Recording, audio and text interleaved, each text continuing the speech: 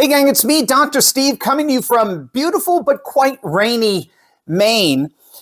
It's a question that more and more people are seriously asking. Was the assassination attempt an inside job? Now, I'm sure many of you saw at least clips from the Secret Service Director Kim Cheadle's testimony on Capitol Hill yesterday, that debacle. I mean, we're absolutely mortified by how secretive and frankly inept her non-answers were throughout the entire proceedings. And that debacle is bringing to the fore the dilemma that CIA analyst Larry Johnson originally proposed. Based on all of the evidence, the Secret Service were either apocalyptically incompetent or they were complicit. Now it's being reported that we actually may have something akin to a smoking gun, and obviously apt metaphor for the latter option here, that the Secret Service was at least in part complicit. An organization known as the Oversight Project, they're a watchdog group with the Heritage Foundation. They just released a report that could potentially link the shooter, Thomas Crooks, to key locations inside the Washington, D.C. area. Now, this is astonishing. I don't know how many of you have caught up with this yet. According to the Oversight Project's report, geotracking data shows that a phone associated with Thomas Crooks did indeed visit Butler, Pennsylvania twice in the days just before the shooting. But what's even more interesting and frankly radically suspicious is that that same cell phone last year visited the Gallery Place building in Washington, D.C., which houses a mall and offices of the FBI. Again, this according to the report released by the Heritage Oversight Project. So what they found is that a mobile phone associated with Thomas Crooks was indeed in the vicinity of an FBI field office in DC over the last year. Now, again, that's all we know, but the Oversight Project leaders are calling on other experts in the fields of geolocation searches and criminal investigations to step forward to assist with their probe, which they began because of obvious concerns over the lack of transparency among intel agencies in D.C., which, of course, were fully on display in spades yesterday with Cheadle's ridiculous testimony. Now, in addition to this bombshell revelation, we're seeing more and more reports of a second shooter, or more accurately put, a third shooter. So we obviously know that Crooks was involved in the shooting. We know the counter sniper on the roof parallel to Trump took a shot that took out Crooks.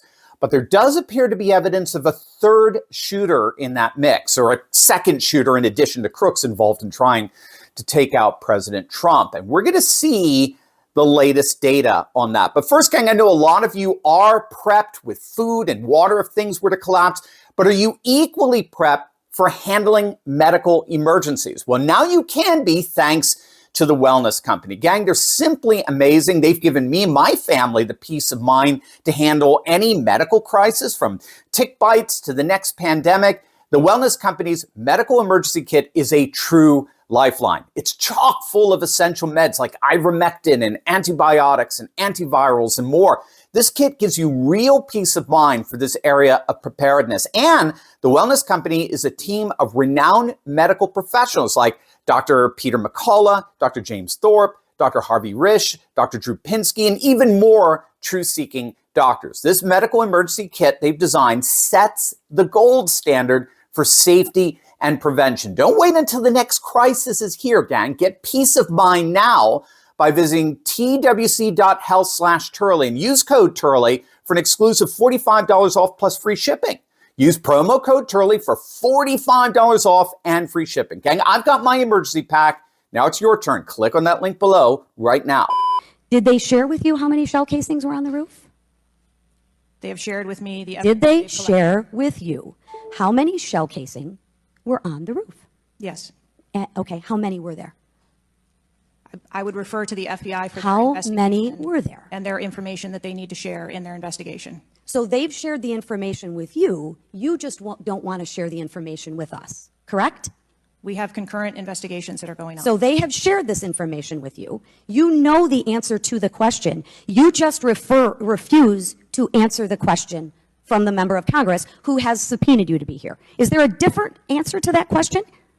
I was always willing to come here and testify before this oversight hearing. Beautiful. Then let's Wasn't do a- that. was Let's necessary. for once have your actions match your words. So you've been in communication with the FBI. You know the answers, and you refuse to tell us the answers. So I will ask you again. You know how many shell casings were on that roof. What is the answer to that question? I think it's pertinent. What to talk, is the answer to that question? I think it's pertinent to talk to you about the information that the Secret Service has and that the Secret Service knows related. I'm to the asking events you on an that day. answer to the question. If you're supposed to be in charge, if the buck stops with you, how come you can't share the answers? What are you covering up? What are you hiding, my friend? I'm not covering anything. Then why can't you answer a simple question? I would leave it to the criminal investigation to answer questions related to that. So that's just a sample of the stonewalling and cover-up that we were privy to in that ridiculous hearing yesterday. The big question that more and more people are asking is, bottom line, how many shooters were there?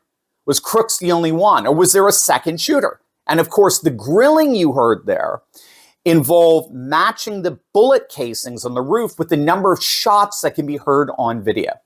And this Secret Service director, Cheadle, was obviously stonewalling and evasive on that issue. Now, Dan Bongino, who's a former Secret Service agent, he's coming out and saying that his sources are telling him that there was indeed a third shooter, in addition to Crooks and the counter sniper shooter on the roof, but that it was from another counter sniper who actually missed. So the third shot was from a local counter sniper team, a non-Secret Service counter sniper team from the local police, and that shooter missed.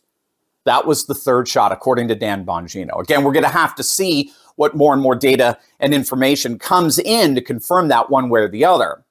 The Secret Service director certainly did not help matters with their obvious and pathetic evasion to the direct line of questioning that you just heard. But again, when all is said and done, we are left with only two options.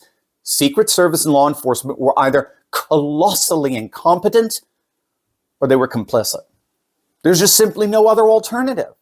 And given what we've seen since the failed assassination attempt, with the Democrats launching a successful coup to remove their candidate for the presidency, the very candidate that 15 million Democrats voted for, there does seem to be some palpable panic among permanent Washington over what happened, or by God's grace, what failed to happen on J13. All of this is to say that all the stonewalling and suspicious activity that's ensued ever since that failed assassination attempt does at least invite the perception that something quite nefarious was and continues to be underfoot. And the onus is now firmly on the side of Washington bureaucrats to assuage those suspicions.